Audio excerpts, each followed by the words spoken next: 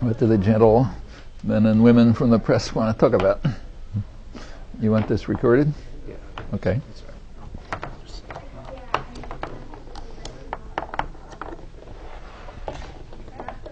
Should I go ahead and ask you a question? Sure, anything. Okay. We're led to think that anarchism is bomb-throwing mayhem. What is it that attracts you to anarchism?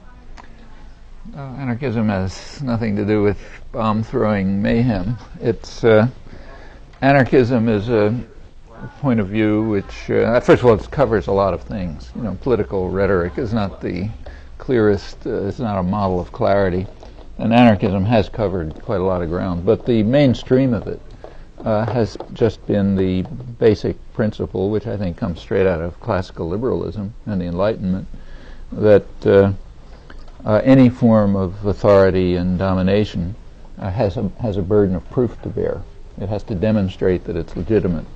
It doesn't matter what it is, whether it's inside a family or in the global economy.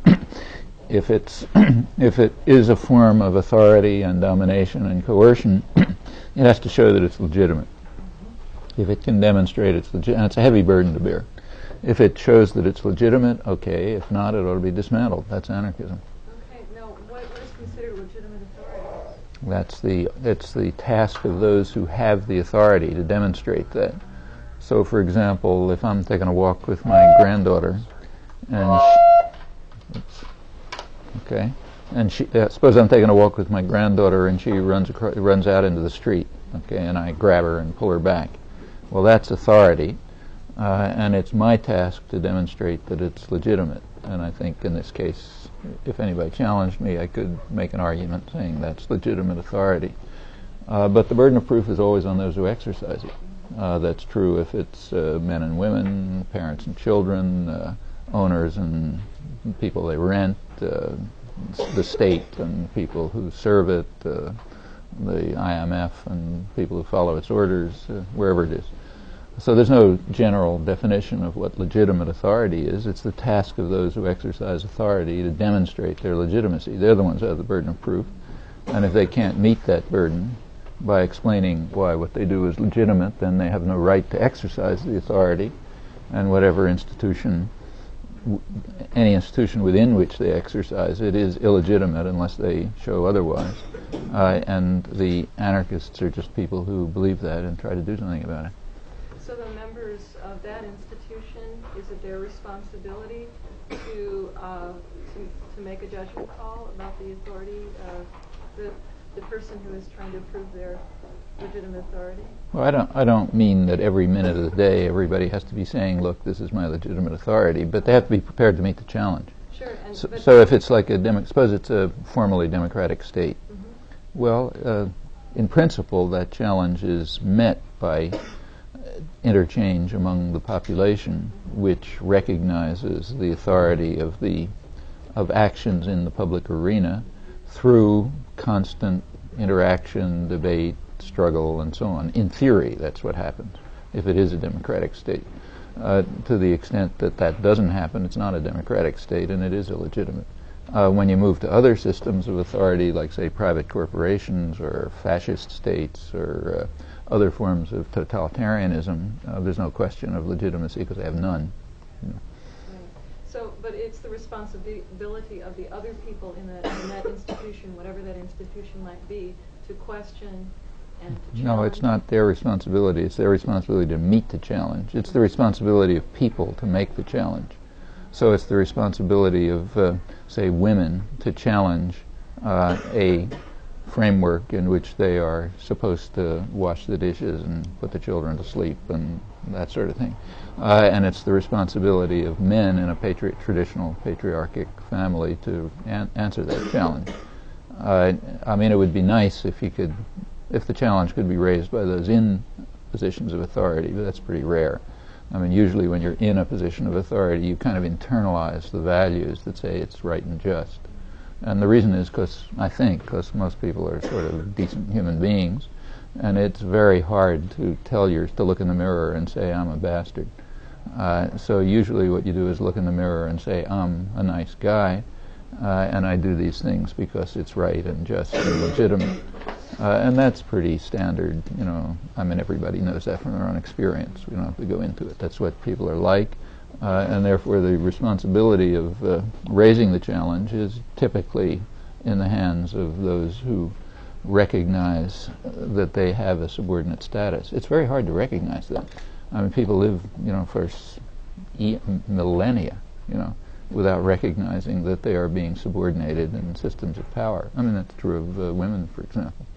Or slaves, I mean, most slave societies were accepted by the slaves as legitimate and in fact necessary. And a large part, and the same is true of, for example, people who have jobs today in our society. Almost without exception, they consider it legitimate for them to be in a position where they have to rent themselves in order to survive. It's certainly not obvious, and in fact, if you go back a century ago, it was not only considered not obvious, it was considered outlandish by American working people. And I'm not talking about Marxists or socialists or anybody like that, but say mill hands in Lowell, Massachusetts, who never heard of socialism, who regarded it as a form of slavery and were complaining that they had not fought the Civil War to replace chattel slavery by wage slavery, and that therefore those who work in the mills ought to own them. Because that's the Republican rights that we won in the American Revolution, and so on and so forth. So, it's not obvious. But by now, I think enough indoctrination and propaganda and so on has taken place, so people do regard that form of subordination to external authority as legitimate. Whether they should is another question. But the fact is they do, just as for most of history, women have accepted a subordinate role as correct and proper and so on, and slaves did, and people living in, say, feudal societies. In a feudal society, people had a place, some kind of role, and quite typically the societies were stable because people regarded those structures as legitimate. The same is true of religious structures and I mean, throughout human life, there's a whole variety of systems of authority and oppression and domination and so on, which are usually accepted as legitimate by the people subordinated to them. When they don't, you have struggles and revolutions and sometimes changes and sometimes brutality and so on. That's, as far as I understand it, anarchists are just people who take this seriously. Is Spain still the best example of a temporary anarchist society that we can point to in history? Well, the Spanish Revolution in 1936 was an unusual event in that a fairly large-scale anarchist revolution did take place in a modern society, fairly modern society. I mean, sort of halfway between the industrial world and the third world. So sectors of it were highly industrialized, like Catalonia. Others were peasant societies, like, Aragon countryside. And it was very large scale, and it had a lot of complexity and all sorts of complicated things go on in popular movements, but it was quite substantial in scale, and it had strong libertarian elements. And it was interesting to see that the entire world was mobilized against it instantly. The communists, the fascists, and the liberal democracies instantly combined to crush that revolution that they were not going to allow. And in fact, they went after it right away and smashed it. And then they got to the secondary question of fighting what we call the Civil War in Spain, the war between the fascists and the Republicans. That's the one that in history is called the war. But there was another war, namely this one. And incidentally, that's not so unusual. If you take a look at what you'll study in history as civil wars with two sides, they usually have three sides, at least, sometimes more. There's usually the two sides that are, get into the history books, and then there's a big mass of the population who hates both of them, usually the majority, in fact. So if you take the American Revolution, which was pretty much a civil war, in fact, the proportion of people fighting on the two sides, local people, I don't mean foreigners, it was not so different from what we call the Civil War. It was a civil war between what are here called loyalists and revolutionaries. But a good bit of the population didn't want anything to do with either of them. And in fact, after the revolution, it was necessary to suppress radical farmers who were taking seriously the rhetoric in the revolutionary pamphlets. And they had to be taught that that stuff is not to be taken seriously. We're not going to have a social change, and there isn't going to be that kind of freedom and liberty that you guys thought you were fighting for. And they had to be repressed. And it wasn't so mild either. So, for example, I mean, there wasn't mass murder, like wasn't Pol Pot. On the other hand, part of the reason why there wasn't mass murder after the American Revolution is that a huge part of the population just fled in terror. It's not something you usually study in history books, but the proportion of colonists who fled the liberated colonies is probably higher than the number of people who fled Vietnam after 1975, proportion. It was maybe 4% of them, estimated at roughly 4% of the population. And they were fleeing in terror. I mean, they were boat people, fleeing from Boston in the middle of the winter, going off to Nova Scotia and dying in the snow to get away from these maniacs who had taken over. There is literature on that, but you have to search a little to find it. It's usually not taught in high school history courses. And of course, that doesn't even count two other segments of the population who were scared out of their wits. One was the blacks, the slave population, who knew what was in store for them if the colonists won the revolution. It wasn't going to be pretty, and it wasn't. The other was the indigenous population, who mostly supported the British for very good reasons. They knew what these guys were going to do to them, but not even counting them, just looking at the white colonist population, it was, the few people who've studied it estimate roughly 4% of the population fleeing, mostly to Canada, sometimes to a good bit of Canada. So you go to Nova Scotia right now, you'll find towns which have signs on them saying, settled by people who fled from the American Revolution in 1780 or something like that. Of course, it's come up because of the Cuban Burden Act.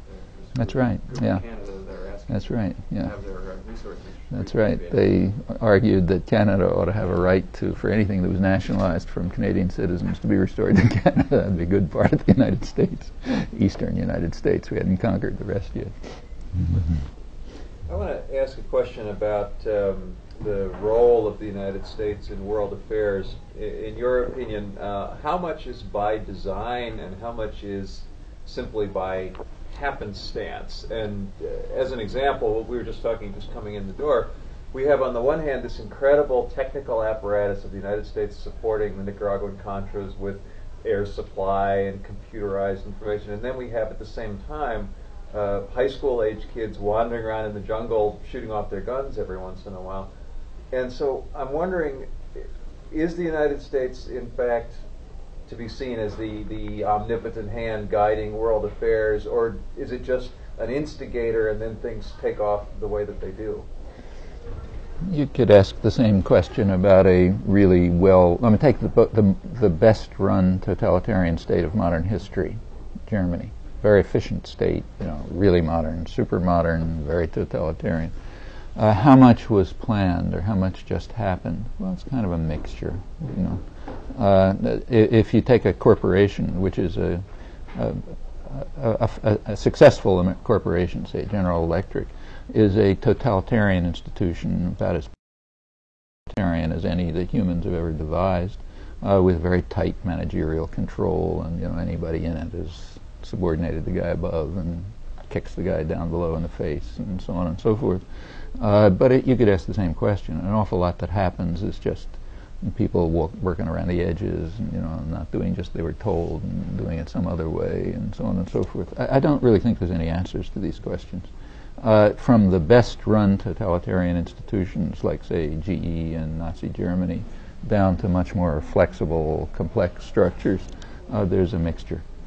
So, like, for example, the guys who were training, in fact, the United States was not able to train the Contra forces directly because there's too much public opposition here. So it was done indirectly. the U.S. set up a very complex international terror network. Remember, this is a big country, big, powerful country. It's not kind of like Libya. If Libya wants to carry out terrorism, they hire a couple of, Carlos or somebody. When the United States wants to carry out international terrorism, it hires terrorist states, big guys. So organizing the mercenary forces around Nicaragua was at first put in the hands of Argentine neo-Nazis, and then when they sort of lost power, it was Taiwanese and Israelis and British and so on and so forth. I mean, the same guys who trained the narco-traffickers in Colombia and so on. So this is kind of like an international, it was funded by Saudi Arabia. I mean, it was a huge international terror network of a kind beyond anything the world has ever seen, and that meant there was no really direct control. Like whoever was sitting in Washington, say William Casey or somebody, was not determining what Argentine neo-Nazis and Israeli torturers and Taiwanese murderers and so on are teaching these guys to do. Nor was it training, certainly not, telling the British Secret Services how they're supposed to run their part of the show, and so on. So it's a complicated network that, for example, the guys that you were interviewing, who knows how they got into it? I mean, it could have been some long, complex story. Could have been local rivalries. Maybe two people in town have hated each other, so they went different ways. Let's say that can happen too. So there's a follow-up question to that. If you have this, on the one hand, totalitarian control or corporate superstructure, and on the other hand, these things going on around the edges, what lessons does that have for us on the left who are trying to make change?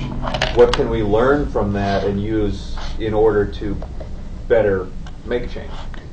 Well, it depends. The question of how you change things has no answer either, because it depends on the circumstances and your goals, and what tactic is right to achieve this particular goal, and so on. There just aren't any formulas. I mean, if you're trying to, if you're dealing, let's say, with an autocracy, and you want to make it less brutal and more benevolent, okay, then one kind of set of tactics is appropriate. You plead, say. Or you plead with the king, not to kill too many people because it isn't good for him or something. On the other hand, if you're trying to get rid of the autocracy, then very different options are available. So if you're worried about, say, let's take here, okay, people are worried about corporations investing in Burma. Okay, that makes sense. In fact, I think there's a meeting within the next couple of days. So that's pleading with the autocracy to be a little more benevolent, not to be quite so brutal. It's like pleading with the king not to kill so many people. But it's still going to be an autocracy, and they'll just be, maybe won't do the most brutal thing you can think of, so it'll do some other brutal thing. Or it'll hire somebody to do this brutal thing or whatever. Which maybe I'm not saying it's a bad thing to do. Like, it's nice, it's good to plead with autocrats to be more benevolent. On the other hand, if you're trying to eliminate the structure of authority and power, you'll pursue possibly different paths. And I don't think that it's not, it's never obvious what's the right course or what's the right tactic. Those are hard decisions. I mean, like, should you be involved in civil disobedience? There's no answer to that. I mean, in my own personal history, I've done both things.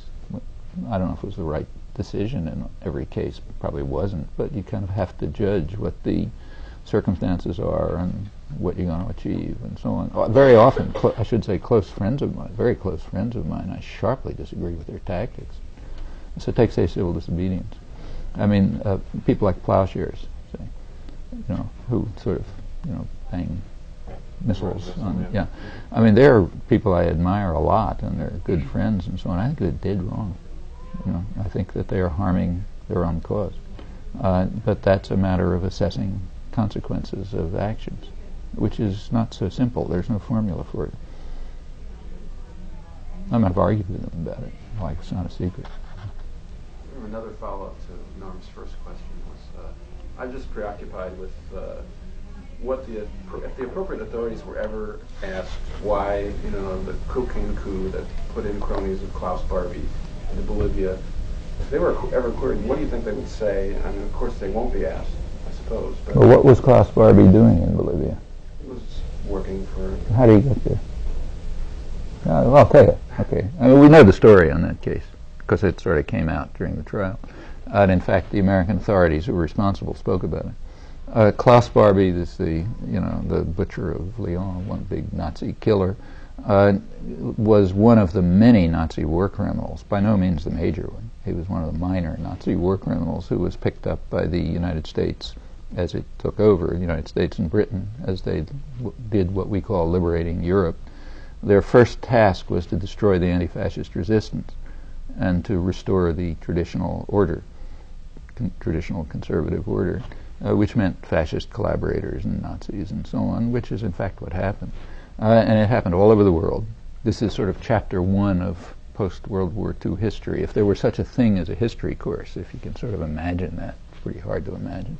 But if there were such a thing and it studied post-war history, first month or two would be on the first chapter, which is this. It was done, had to be done differently in different countries. Like in Greece, it required a big counterinsurgency war in which maybe 150,000 people were killed, all sorts of horrible things. In France, it was done a little differently. In France, one of the ways it was done was a main task was to break up the labor movement. Incidentally, that's where the post-war drug racket begins. In order to break up the fascists ran, I'll get to Barbie in a second, but the fascists ran a kind of tight ship. They really were totalitarian. So they didn't have any use for the mafia. They got rid of them. They didn't want competitors. So the fascists pretty well cleaned up the mafia and the drug racket and everything. That's, they don't like that kind of stuff. When the American forces came in, they reconstructed the mafia. First in Sicily, where the first invasion was, and they just needed guys to run the place, and they were the obvious ones. But the one that turned out most important in many respects was the Corsican mafia, which had been eliminated by the Italian fascists. But as the United States had to break up the French labor movement and the resistance, they needed. You have to do things like break strikes, for example, and beat up workers and so on. Well, who do you get to do that sort of thing? Well, local thugs. Where do you get the local thugs? Well, they've got a network, the old mafia. Of course, they don't do it for nothing. Like, you have to pay them off. And the payoff was allowing them to reestablish the drug racket, the heroin racket. And that's the famous French connection. France was sort of the center of the early post-war international drug trade, which was just a sideshow of the CIA and other efforts to break up the resistance movement and so on in France, and then it sort of goes on around the world. But where does Barbie come into this? Well, Barbie had a role in France and Germany. As a German operating in France, he was operating against the resistance. I mean, his job was to go after resistance guys and capture them and kill them. Well, the United States had the same task when it took over. It had to go after the same people. This is somebody's tape recorder. It just went off. The United States had to go after the same people and had to, get rid of them and kill them, the same anti-fascist resistance people. And it just made sense to turn to the experts. Actually, I'm quoting now. I'm quoting from Barbie's superior, an American, I think he was a colonel. Anyway, high American officer in intelligence, who's the guy who ran Barbie under the American intelligence. After Barbie was picked up and brought to trial, this guy, whose name I think was Kolb, K-O-L-B, if I'm not mistaken, I've written about it, I can find it out. He wrote a letter to the New York Times in which he said, I don't understand what this fuss is about Barbie. Barbie was going after the French resistance working for the Nazis, and we were going after the same guys, French resistance, and obviously we turned to the people who knew how to do it, so we turned to Barbie, and we recruited him, and he was doing the same job for us. Okay, it was pretty logical, and that was small potatoes. There were much bigger ones than that. He was not a major criminal. He wasn't like Reinhard Gehlen, who we put in charge of West German intelligence, who was one of the leading war criminals. He was the guy who ran the Nazi operations in Eastern Europe, and you know what that means. That was the worst horror. So he was put in charge of German intelligence and in charge of counterinsurgency, of operations in Eastern Europe and so on and so forth.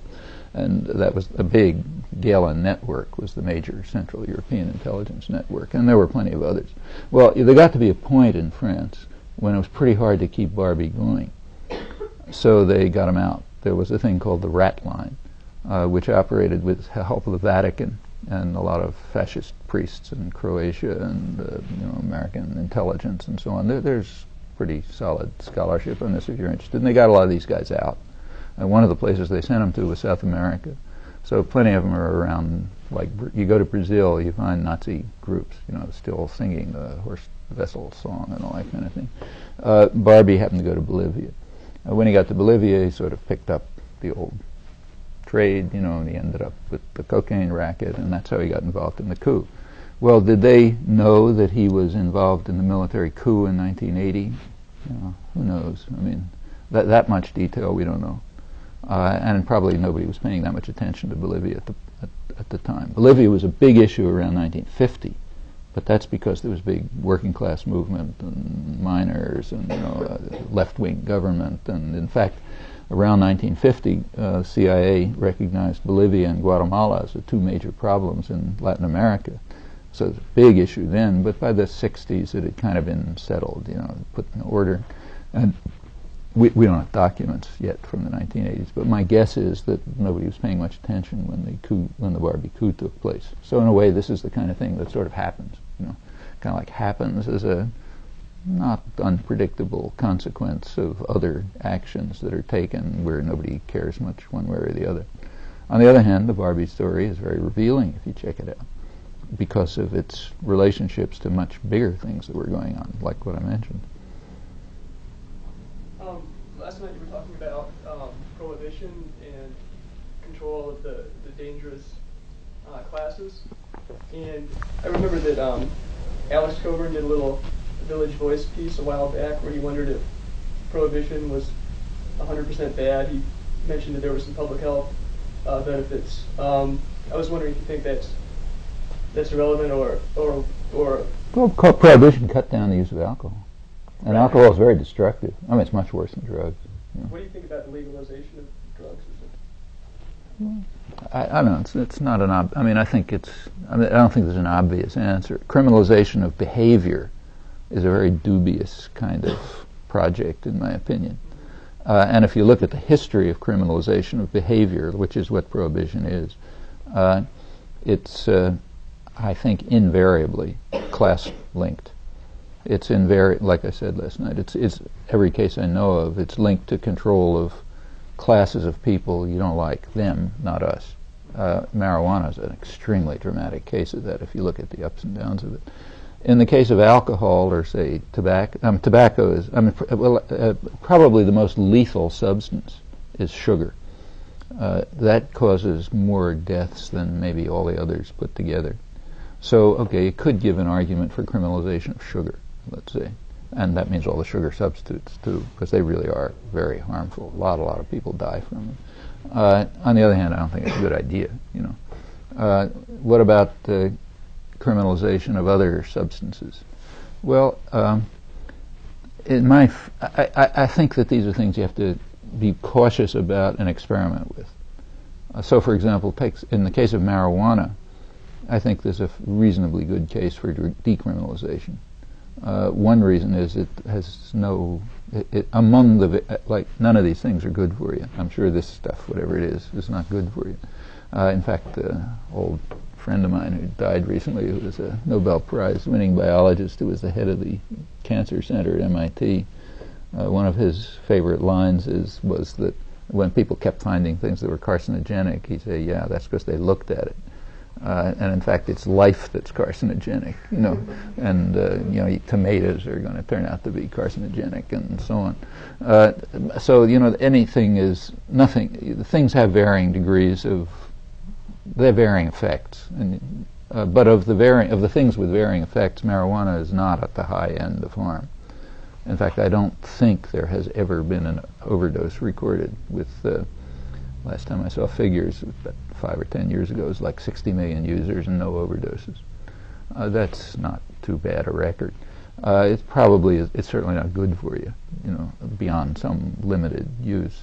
But the same is true of everything. It's true of coffee. It's true of tobacco. It's true of meat. It's true of vegetables if you eat too much of them. I mean, anything.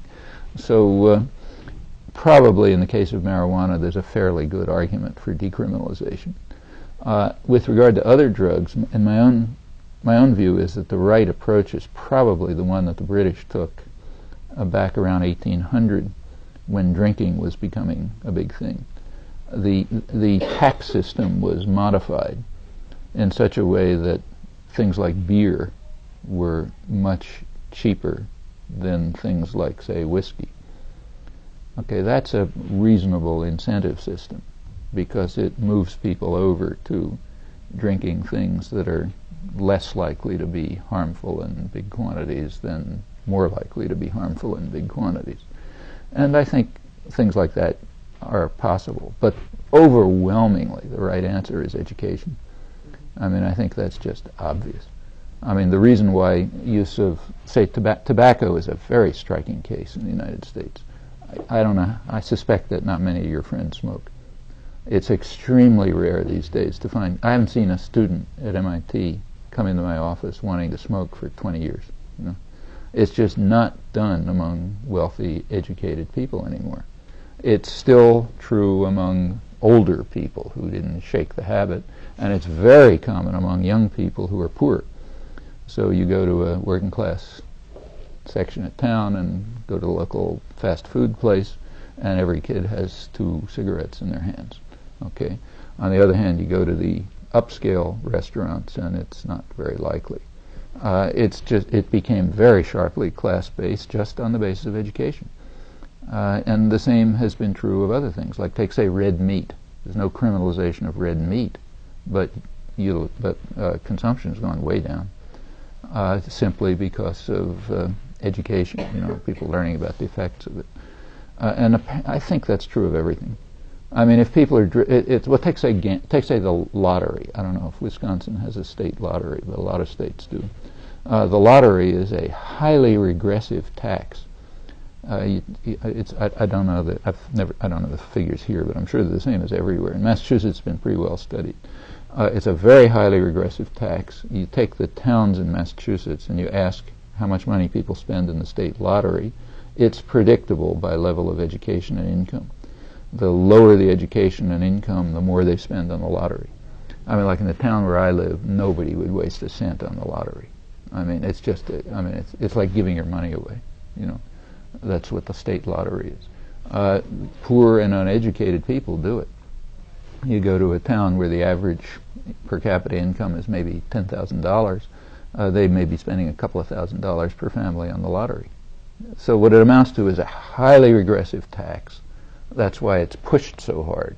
Like there's a ton of advertising for it, I don't know here, but in Massachusetts it's very heavily advertised, and all kind of wonderful gifts about you're going to get $5 million and this and that and the other thing, and the reason is because it's a terrific way to soak the poor, You want to, now should you make it illegal? Well, I mean, I don't think it should be legal to advertise it, frankly, any more than I think you should allow ads for cocaine up in the, on television. But I don't think you should criminalize it either. What I think you ought to do is exactly what's done in every sector of educated people. Get people immediately to understand that you're throwing your money away. If you want to throw your money away, throw it in the ocean. And when people understand that, there's not going to be any lottery any more than there is in the town where I live. They couldn't sell a lottery ticket there if they tried. And I think the same is true of every form of way of harming yourself, whether it's driving fast or like wearing a seatbelt or I don't know, what's that stuff where you jump off a mountain holding a rope? Okay, that kind of stuff, or anything. I mean, if there are people who want to experience danger, okay, they ought to be allowed to do it.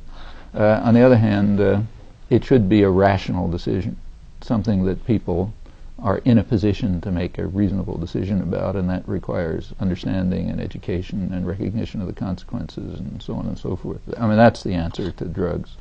I think the answer at the point, it's overwhelmingly true. It is also true, as Alex Coburn pointed out in that column, that alcohol use did decline during Prohibition. But that's you could get consumption of milk to decline by criminalizing. Not a good idea. Oh, that's just last. Quick question: any reaction or surprises with the coverage of the Sacramento Bee article linking the CIA to cocaine in inner cities? The Mercury News, yeah. Actually, yeah, I think there was actually a pretty good story on it, to my surprise, in the, I guess, Columbia Journalism Review by Peter Kornblue. The guy really exposed something. I mean, there were parts of the story that didn't hold up, and there were places where he exaggerated and so on. But yes, the basic point was correct. And furthermore, it wasn't all that new. Like a lot of these things have been exposed by Robert Parry and Brian Barger back around 1985. Actually, I wrote about them in 1985 using their stuff. So like it's not like it's a big news story. A lot of the details were new, but the basic picture was very old. It had been suppressed by the press all the time. When it broke in the Mercury News, actually it broke through the internet. They have some kind of an internet outlet, and people picked it up. Nobody reads the San Jose newspaper, but it was picked up through the internet, and it became a thing. And the big press backed off, didn't like it, and they waited a couple of months, and then they finally went after the story, but they went after the Mercury News, and they went after the fact that like one of his footnotes was wrong, or he didn't have enough witnesses for this, or I don't know, or they attacked it on things it didn't say. Kind of like in the Ebonics business. You attack it for things that people didn't say at all, So there's a big assault on it, and the point was to try to suppress the main story, which was pretty much suppressed. And the big story is essentially the one that Bob Parry picked up around 1985, and he was a well-known reporter at the time. I think he was working for Newsweek or AP or somebody, and they kind of threw him out. They didn't want that story. And they still don't want the story. In fact, that story is the end piece, or a recent piece, of the one I was telling about the heroin connection in France. The trail of drugs follows the CIA very closely. And it's not because the CIA likes drugs. It's because it's for very good reasons. The same reasons as in France. If you're involved in illegal clandestine operations, you have to have a lot of money, and it has to be untraceable, and you have to have thugs, and you got to get them from somewhere.